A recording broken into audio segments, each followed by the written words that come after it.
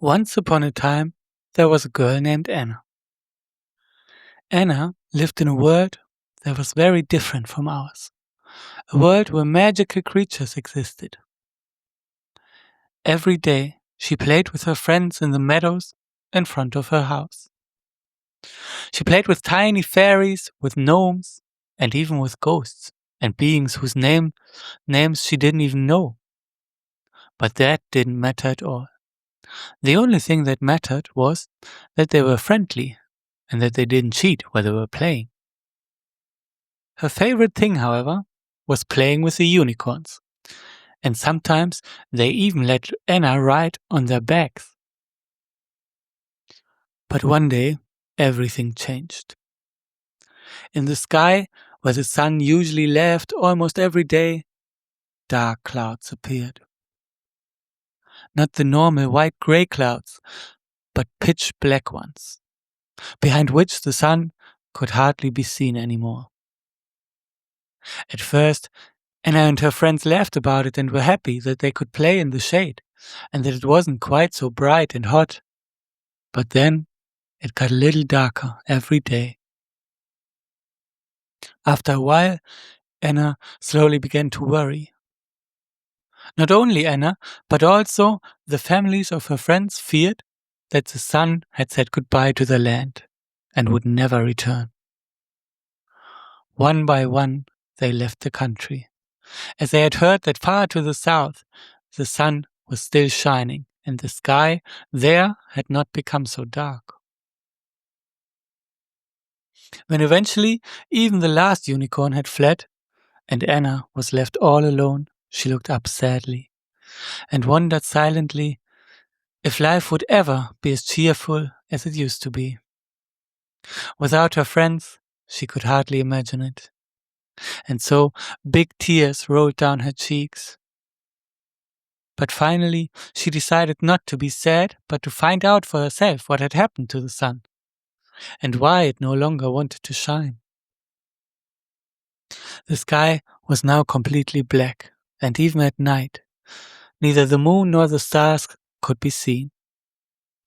Anna packed her things, took a large flashlight and her biggest backpack, and set off for the highest mountain she could see.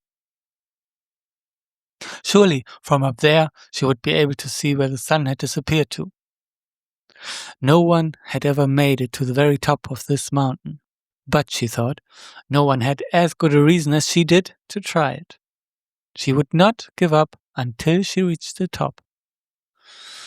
No sooner said than done, she set off. However, the climb up the mountain was even more exhausting than she had expected, and more than once she thought about simply following her friends to the south. But what if the sun wasn't shining there anymore either? What if the sun had disappeared from the whole world? She had to find out what had happened. And so she continued to put one foot in front of the other and climbed further and further up the mountain. At some point, she noticed that she could hardly see anything anymore, even with her flashlight. Everything seemed to be veiled by dark shadows. With every step, it seemed to get worse. But she didn't stop, and she kept walking. After a few more steps, she suddenly blinked, rubbed her eyes because she was blinded by light? How was that possible? In front of her, she finally saw the sun she had missed so much. But all around it was a thick blanket of black clouds, and right in the middle of them, 2 eyes suddenly blinked. "Hey, who are you?" she shouted loudly. But instead of answering, the strange figure only dove deeper into the thick black cloud cover, until it was hardly visible. "Please come out," Anna said. "I need your help." Very slowly, the creature came closer and blinked at her in confusion. "Hello, I'm Anna, and who are you?" she asked. But instead of answering, the creature jumped into the cloud cover, only to reappear a few meters away. Why is everything so dark and black here? The clouds used to be white, or at least gray. Suddenly the creature began to grin and showed Anna a giant black pen. With this pen, it immediately set to work and painted clouds that weren't quite pitch black yet to make them even darker. White, boring. Black, different, the creature said suddenly, and continued to paint happily. Anna tried to take the pen away from the creature, but it was, unfortunately, too fast, and it kept whispering, white, boring. Then Anna had an idea. She made the whole journey back, and this time she packed completely different things in her backpack. When she finally climbed the mountain again, the creature was already waiting for her and seemed happy not to be all alone up there. Anna opened her backpack, which was filled with many colorful pens. White boring, she shouted loudly, and together they set about painting the clouds. But this time, not just black, but also blue, yellow, orange, violet, and pink. And since these colors were not quite as dark, the sun actually managed to break through the clouds again. And instead of a dark, dreary sky every day, it was colorful and a little bit different every single time. Little by little, Anna's friends eventually returned and were happy to finally be able to play with Anna again. To this day, when the sun rises or sets, you can see all the colors that Anna and the sky creature used, and every sunrise looks a little bit different.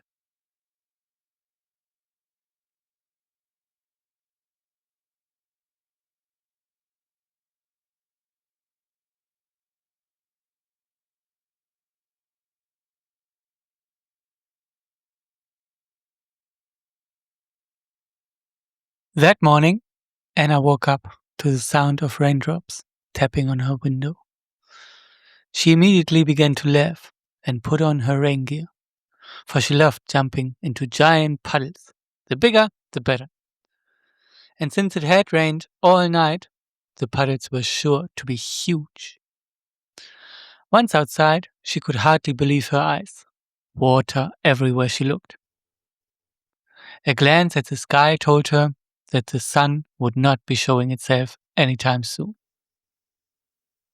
She set off to find her friends, the unicorns, who loved playing tag on the meadow. But none of them were to be seen. Nobody liked the rain, except for Anna. So she played alone, building water channels, jumping into small and large puddles, and having a wonderful time, until she was called for breakfast. Her parents were also talking about the heavy rain and were very worried. If the sun didn't return soon, the fields, and therefore their food, would drown, they said.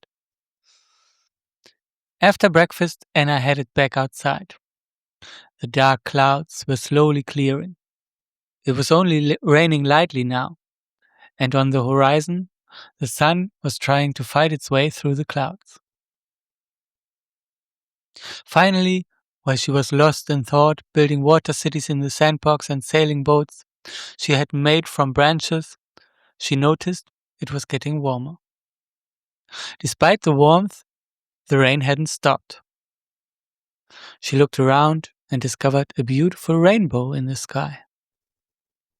Now my friends must come out, she said to herself, and went to visit the unicorn's stable. Come out, the sun is shining and there's even a rainbow in the sky, she called. Grumpily, her best friend Aurora made his way toward her. Sun? Yeah, right, he grumbled. I'm getting soaking wet. Come on, let's see what's at the end of the rainbow. I've heard there are leprechauns and treasures there. Aren't you even a little bit curious? She asked. She knew exactly that secrets and adventures always excited her friend, and he wouldn't be able to resist riding along with her.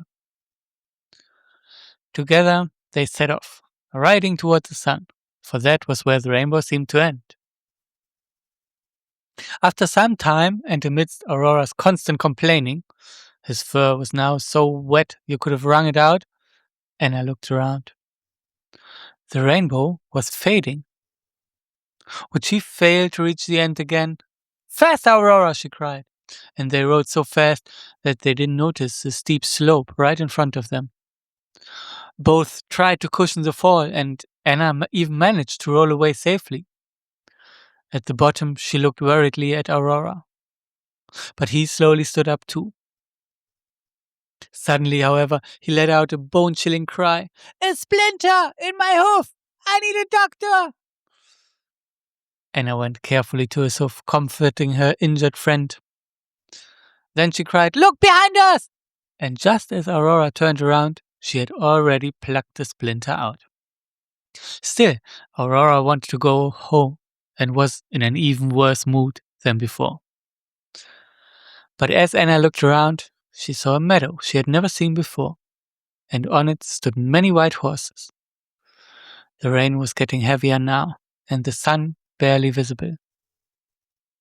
Come on, let's ask those horses if we can take shelter for a moment, until the rain lets up. Then we can ride back home, Anna said. As they approached, they both gasped in amazement. They weren't normal horses, they were unicorns, just like Aurora. But unlike Aurora, these unicorns had wings in many bright colors. One of them called out loudly, Once more, we must chase away the clouds and bring some sunshine. With that, they took off and flew into the sky. The higher they flew, the harder they were to see. The only things visible were the beautiful colors of their wings. They were exactly the colors of a rainbow. Then something strange happened. Aurora suddenly grew wings in all the colors of the rainbow too. He didn't seem to hear Anna anymore, took off into the sky to catch up with his kind. Anna watched her friend for a long time before she finally started her journey home alone. Finally, she had discovered how a rainbow is made.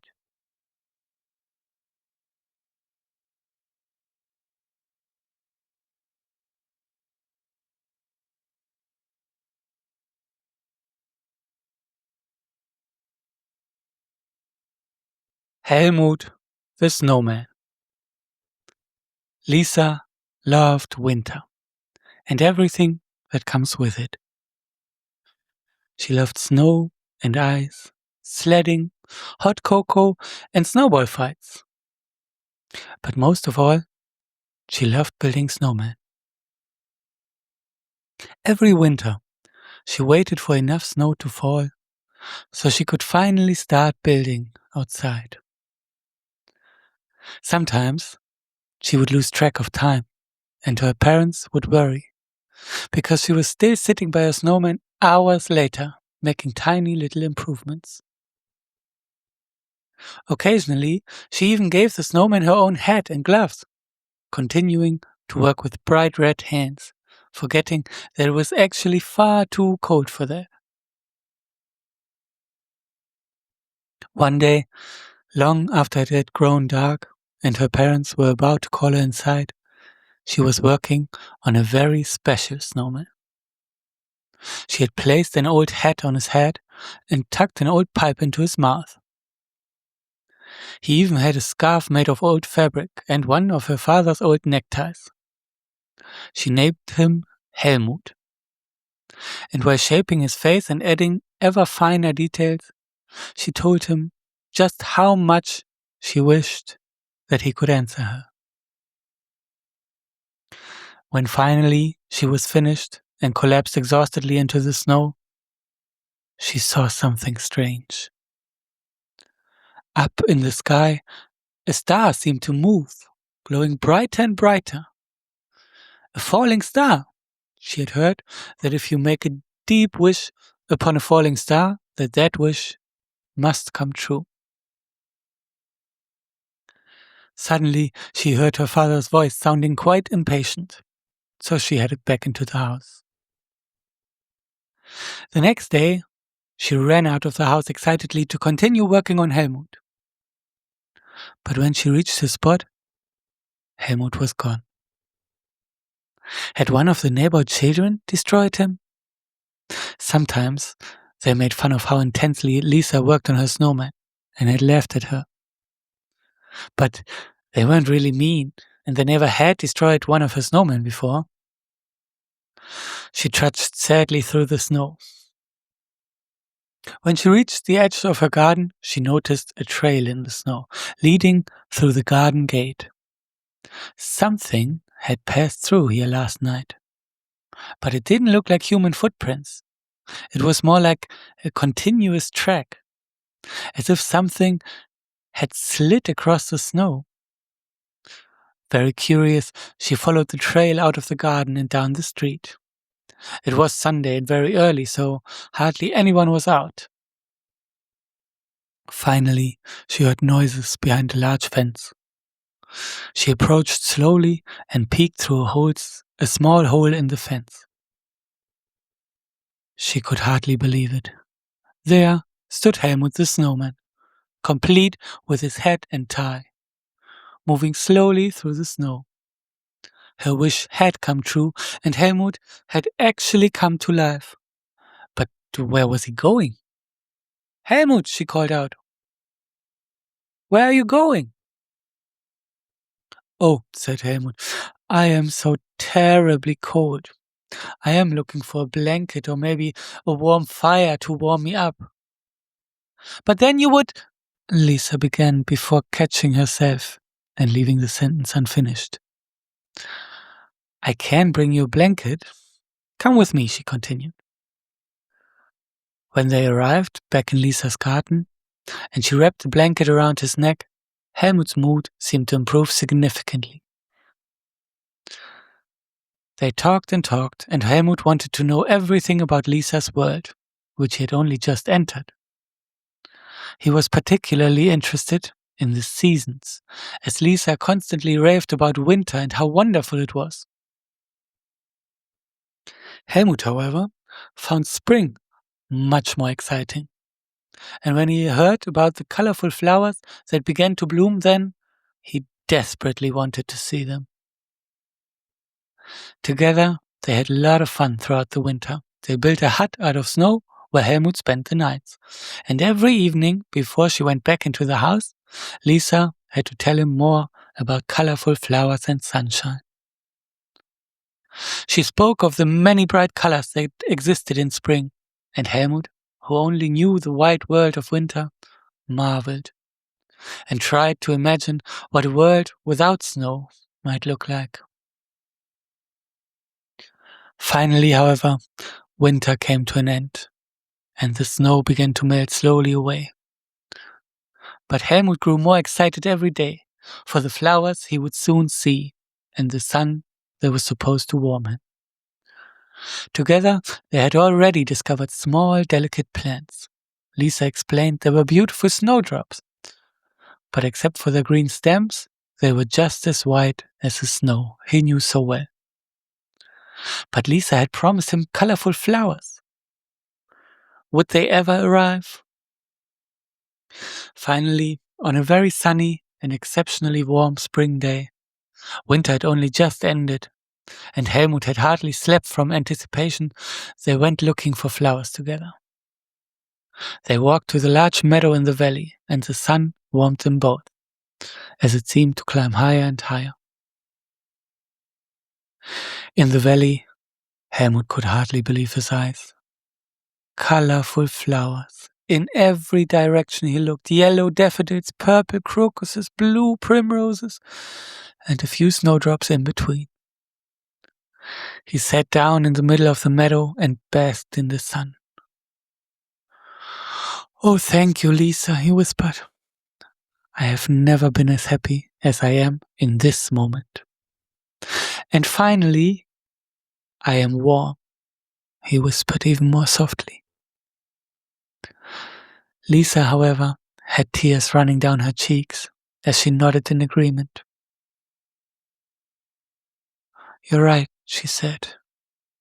Maybe the other seasons are very beautiful too, but winter will always be my favorite. And it will always be the most beautiful to me. I will never forget you, Helme. That evening, Lisa walked home alone, carrying a hat and a tie and a pipe, and beside her only a wet patch in the grass remained.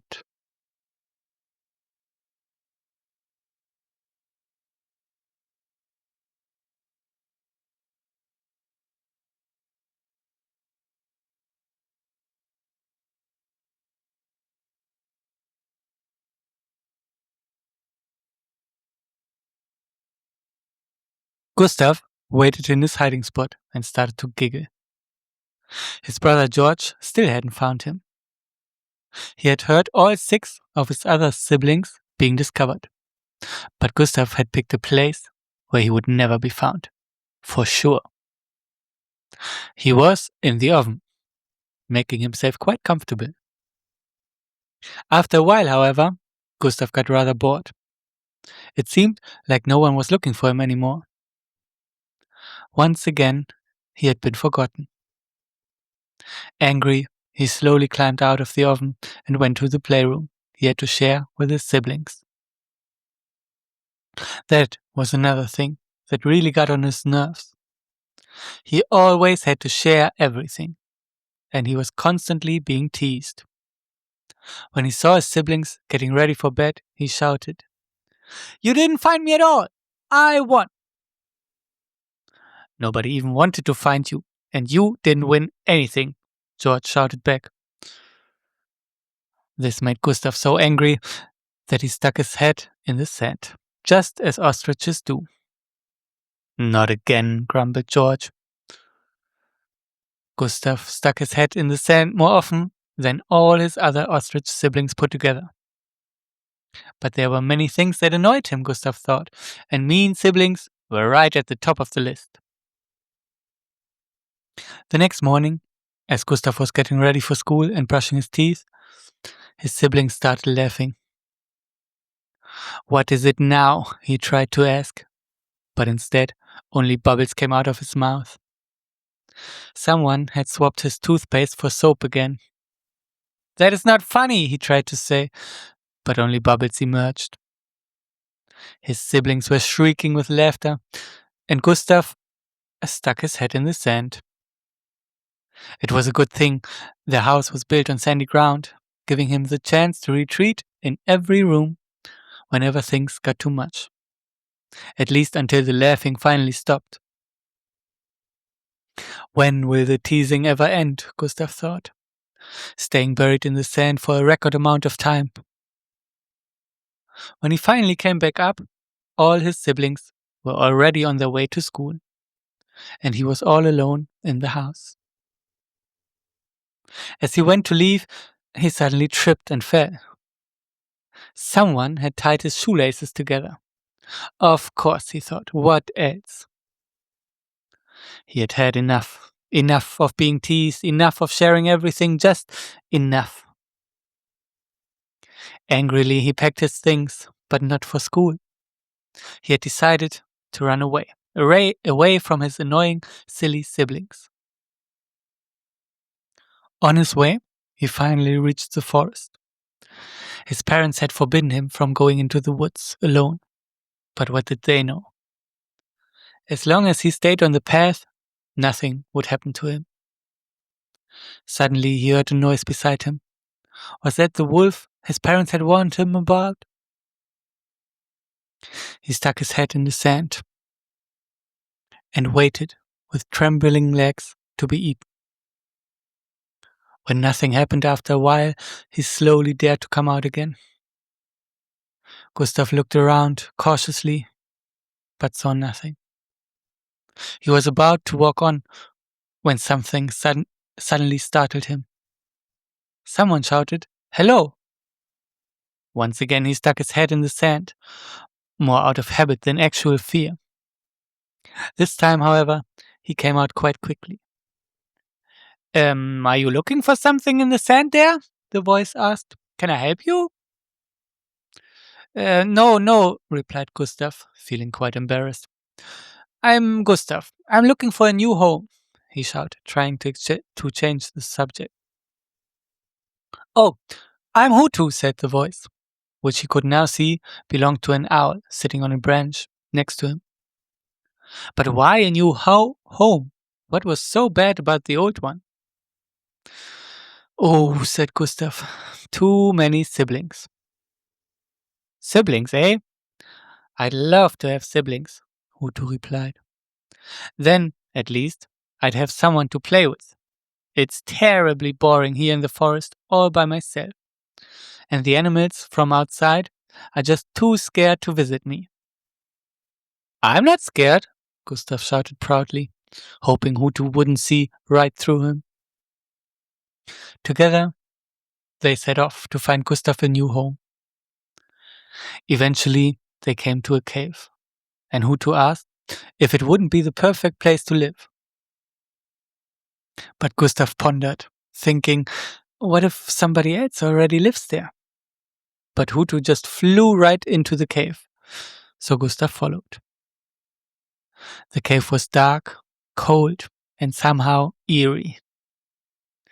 Gustav really wanted to stick his head into the sand right then, but the cave floor was too hard, and besides, he wanted to prove to Hutu how brave he was.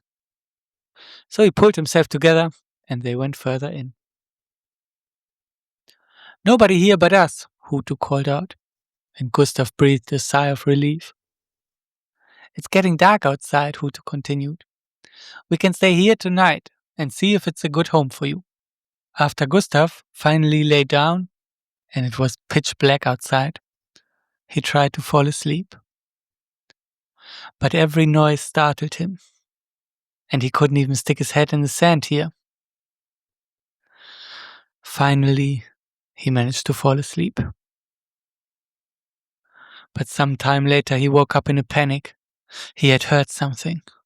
Right outside the cave, he was sure of it. Slowly and quietly, he crept to the cave entrance to get a better look.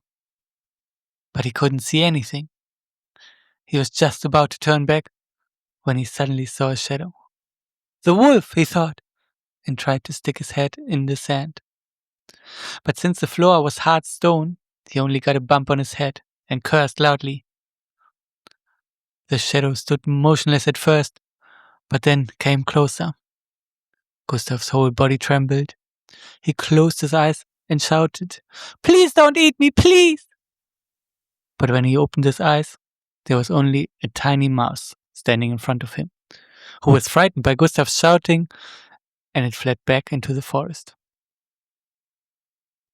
When the night was finally over, Hutu asked, "Well, is the cave your new home?" But Gustav wanted nothing more than to go back to his family. Even being teased was much better than living alone in the forest. If Hutu hadn't been with him, he would have rushed home the night before. "I have to go back. My family must be worried," he shouted instead, and Hutu just nodded. As he approached his house, he could already see his siblings, who all seemed to be looking for something.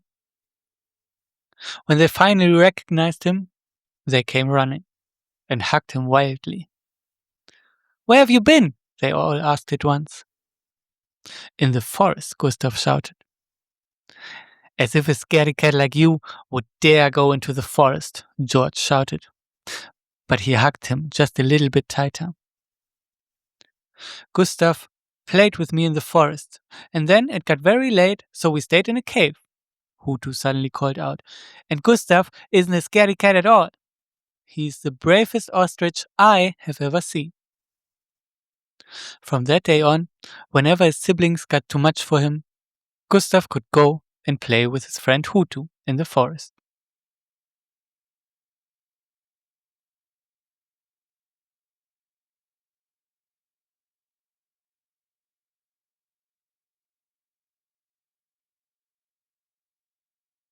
The Cactus Queen. Once upon a time, there was a kingdom where many people lived. This kingdom was ruled by an old, wrinkled queen who was not very popular with her people. Behind her back, people sometimes called her the Cactus Queen. because with her slightly wrinkled, green shimmering skin and her prickly character, she combined all the qualities of a cactus. It so happened that a group of children was sent to the palace of the cactus queen. They were supposed to perform tasks for her, prepare the food, wash the dishes, and whatever else the lady cactus queen could think of. For the first few days, there were no problems. The children completed their chores, and the cactus queen would only give a short, curt nod when she saw the finished work. But on the fourth day, her tone began to change, and the cactus queen started scolding and nagging the children. "There's still a spot," she would yell while the children were cleaning, or "the food must be cut into smaller cubes before cooking. Tell me, do you know nothing at all?" At first, the children tried their best to follow the queen's will, but the complaints became more eccentric, and the queen's tirades grew longer and longer. By the 8th day, the queen had such a violent fit of rage that the children began to cry and wanted to run away. But the cactus queen was clever. She let everyone in the village know that if the children ran away and were found outside the castle, she would pay in gold for their return. And despite the fact that no one liked the queen, the children were brought back every time. For the people didn't just want the old woman's gold, they were also afraid that if the children went there, they might soon have to help out in the castle themselves. The queen's rage grew worse and worse, until she eventually stopped speaking normally altogether. She began screaming early in the morning and was already hoarse by the evening from all the scolding. And so it happened that the children ran away for the 4th time. But this time they didn't run toward their home village, but toward the mountains. They had often been warned that the mountains were dangerous and inhabited by creatures that were particularly fearsome. But in their desperation, they could think of no other way. Eventually, it grew dark, and the children who had been climbing the mountains all day were exhausted. They finally found a cave where they decided to sleep. Carefully, they stepped into the entrance and looked around. As soon as their eyes adjusted to the darkness, a darkness deeper than the approaching night beneath the stars, they noticed that the cave grew larger and larger, like a giant hall. It seemed to never end. Slowly, they took a few more steps inside, and suddenly, they heard a sound. What could that be, they asked themselves, but the steady sound hardly changed. Then, they noticed something else, a very strange smell, a bit like something lighting a fireplace, or the fire being stoked for a meal. Slowly, the cave became creepier, and they wondered if they should stay outside after all. But one glance was enough to bury that idea immediately. Outside, it was starting to rain. The children had hardly any proper clothing. So, they walked a few steps further into the cave, where the sounds became a bit louder.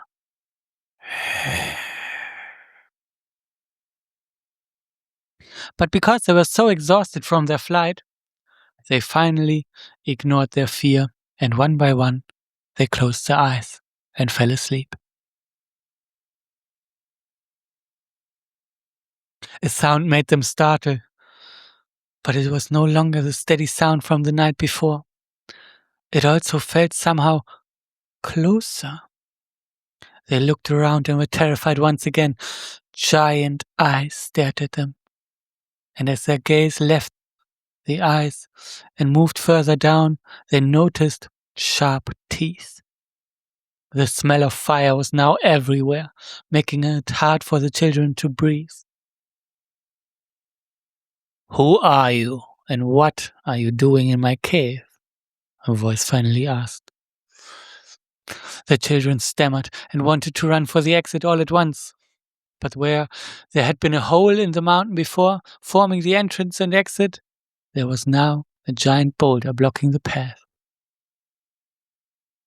I am growing impatient and hungry. The children froze, but very slowly. Perhaps because they were used to the ill-tempered cactusqueen, they composed themselves and answered. They told the creature their story, why they had run away from the village, and that they would be brought back if they fled to the town or the nearby forest. The creature listened attentively, and they had finished telling everything. The two large eyes continued to stare at the children.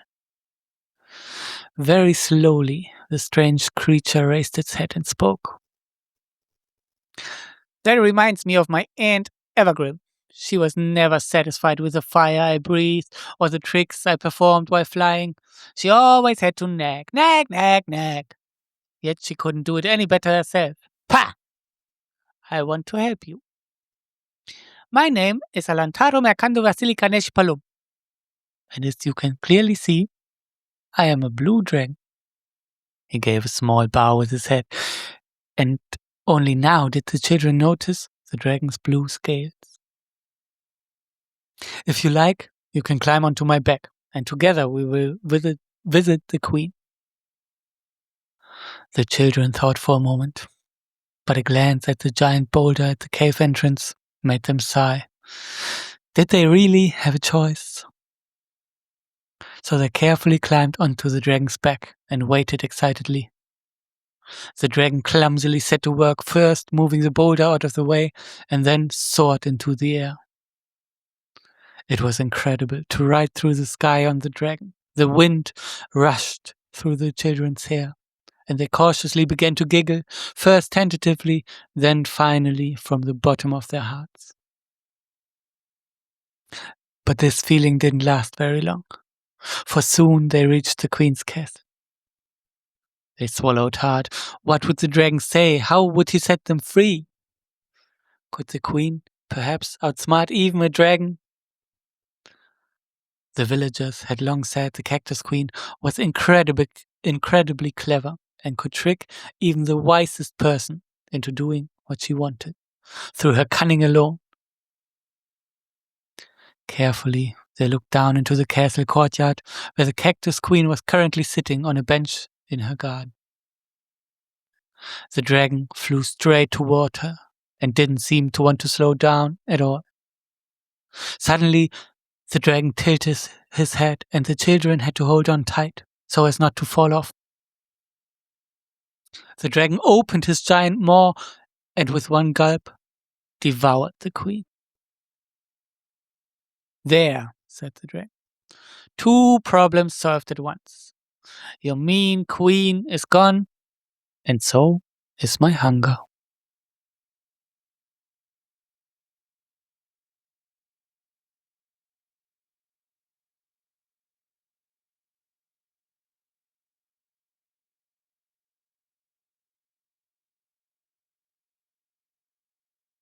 Deep in the sea lived a school of fish. Among them, some mandarin fish, of whom it is said that they are the most beautiful fish in the world. With their glowing colors, orange, blue, yellow, and green, one could hardly help but watch them admiringly. One day, 2 of them, Mani and Lulu, discovered a bottle on the ocean floor. Curiously, they looked at the unknown object, for they had never seen anything like it before. Suddenly, they noticed that something was rolled up inside. However, since the 2 fish did not know exactly what they were holding in their hands, they swam to their grandparents to ask them. Mani's grandmother had traveled across the entire ocean in the past, and had seen as much as no other fish he knew. And indeed, she told the 2 that some humans put secret messages into such bottles, But to decipher these, they needed someone who could read and write. And not even Money's grandmother had ever learned to decipher human signs. Instead of listening further, Lulu and Money were very excited and brainstormed together whom they could ask. Together they set off and asked every single fish that they crossed paths with, but nobody could help them. Then Lulu had an idea. Not far from them lived a few turtles, and they wanted to visit them. The problem was, to get to the turtles, they had to pass through the territory of the sharks, and their parents had warned them over and over again not to set a single fin there. But they couldn't think of anyone else. And so it happened that they cautiously and slowly ventured through the shark's territory. But when they had almost arrived at the turtles, they noticed a large shadow above them. When they turned around, they actually saw giant teeth and eyes that seemed to stare at them with interest. Lulu was the first to compose herself and spoke to the shark. "We found a secret message. Need someone who can read human writing. Have you perhaps learned that?" "Of course," replied the shark.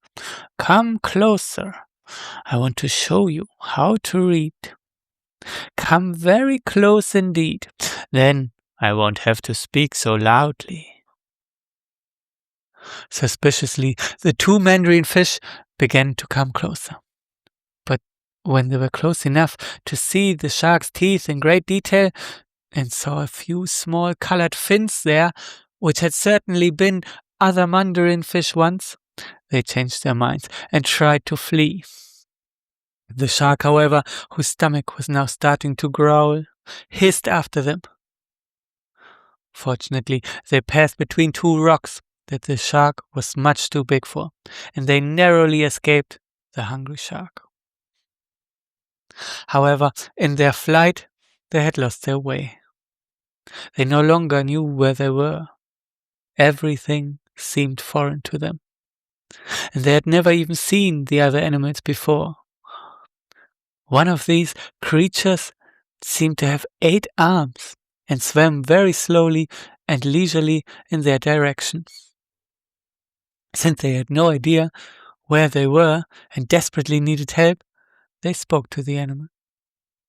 But instead of answering, the animal suddenly shot away from them, and everything turned black. The two were terribly frightened. They thought their final hour had come. They had surely been eaten and were in the stomach of the shark. But suddenly they heard a giggle. "That octopus really played a trick on you," a voice called out. And as the ink slowly drifted apart, they could see more.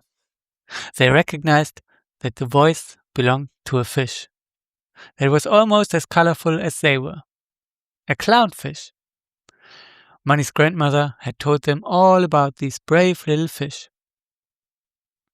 And when they told him about their secret message, the clownfish was ecstatic. "I know exactly who can help us. By the way, my name is Klecks," he cried. So together they swam on, and shortly thereafter reached a coral reef that looked like a real castle. Marveling, the two followed the clownfish, who brought them into a large hall. And there, on a throne, sat a mermaid. And Money and Lulu burst into cheers. "A mermaid, of course! She can surely tell us what is written in the secret message." The mermaid, however, also had to disappoint the little fish. Unfortunately, mermaids, just like fish, did not learn human writing in their schools. Dejected, they set off on the way back. Luckily, Klecks at least knew the way to the turtles, and from there they could find the way back home themselves.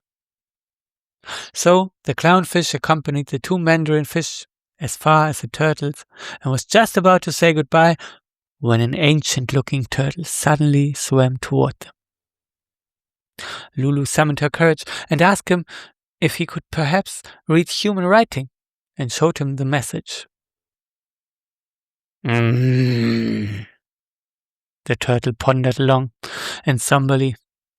Yes, I can tell you what is written there. The three fish were beside themselves with joy. Finally they would get the answer they had waited for so long. Lulu had suspected that it was a treasure map with instructions on exactly where it was buried. Money thought it was a love letter that a human had written to a mermaid long ago. And Clegg suspected it was a manual for building a giant ship. It is, the turtle began, a recipe for seaweed soup. And if you want, I can prepare a bit of it for you. Since that day, the four new friends met every week for seaweed soup.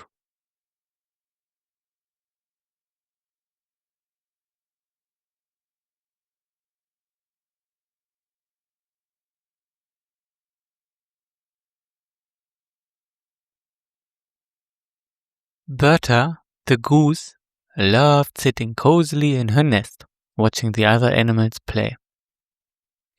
Whenever someone asked if she wanted to join in, she simply waved them off. Playing was far too strenuous for her. Besides, one might get injured. And it was also very exhausting.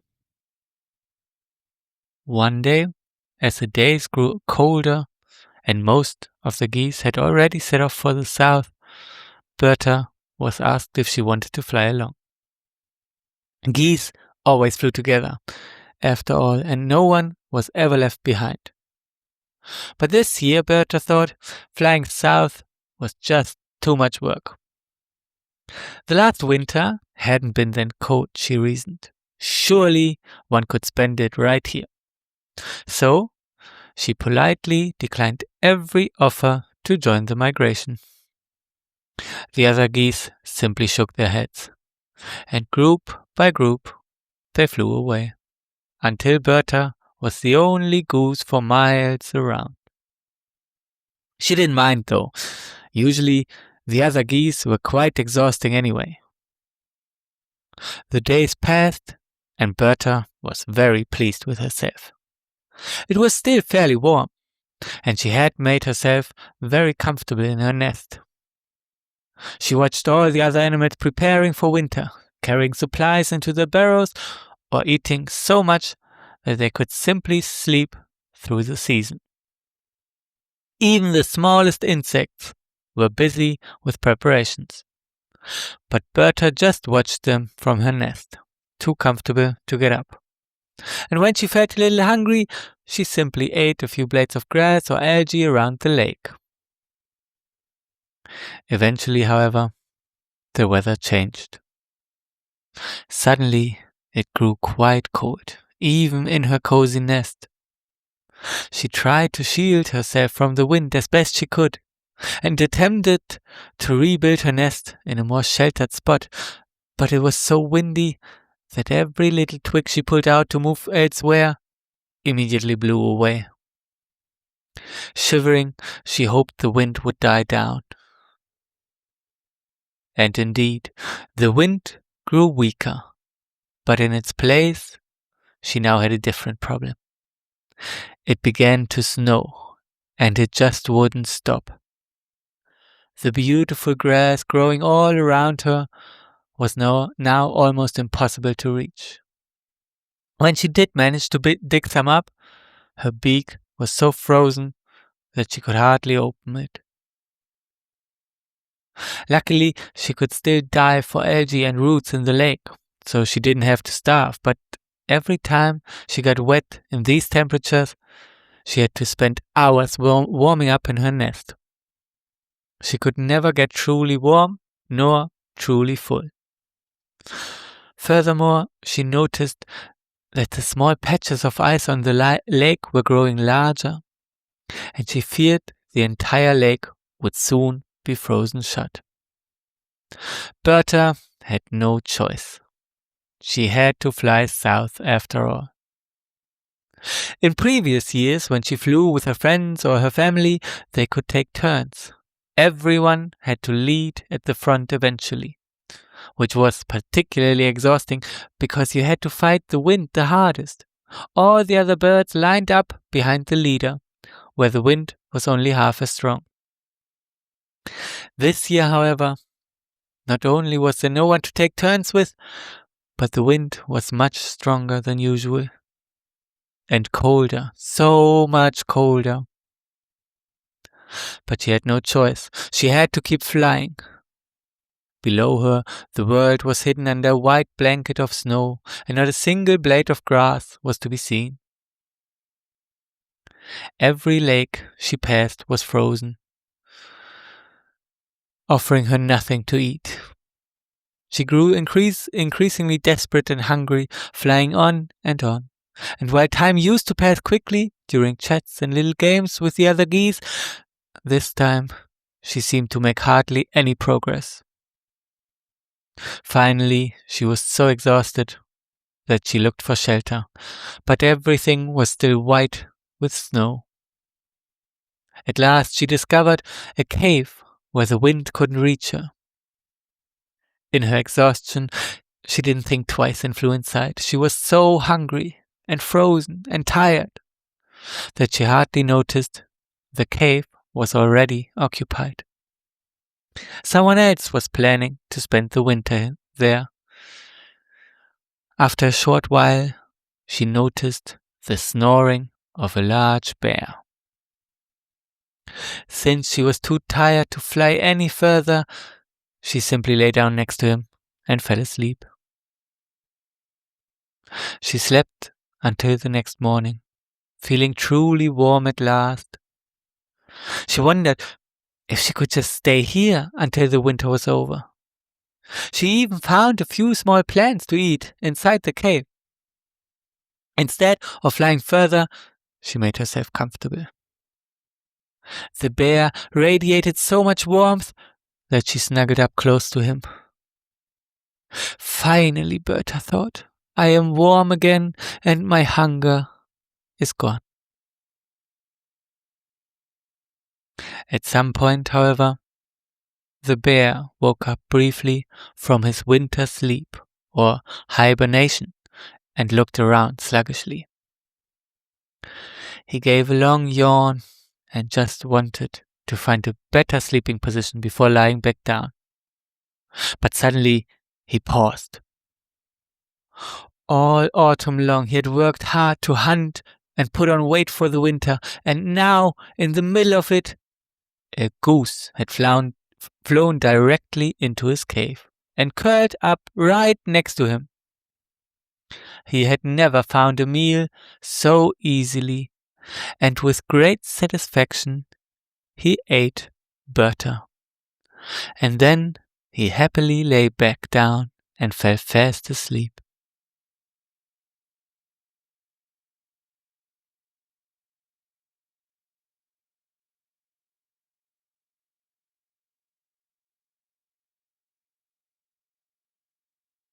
The Mermaids Curse.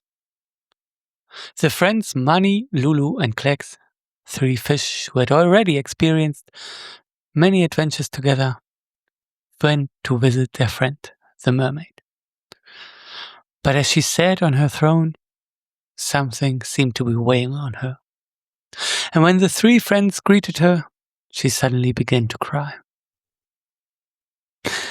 And when she had slowly calmed down, she told her friends through her sobs that a witch had cursed her, and she could no longer leave the castle or play with her friends ever again. The witch had used these words. For the deeds you have done, you must wait inside this castle behind this gate. For 100 years and a single day within these walls, you are bound to stay. If you dare to leave this place, human legs will take your grace. You'll breathe no water, only air, unless you find the truth to share. Find one whose age exceeds 100 years. Tell them the truth and shed your fears. Only then will the curse be gone, and you'll be free to swim at dawn. Lulu and Money wondered what all this could mean. But Klex already started explaining. So, we need someone who is 100 years old. Otherwise, she will never escape. But nobody gets that old. Not even my great-grandmother is 100 years old.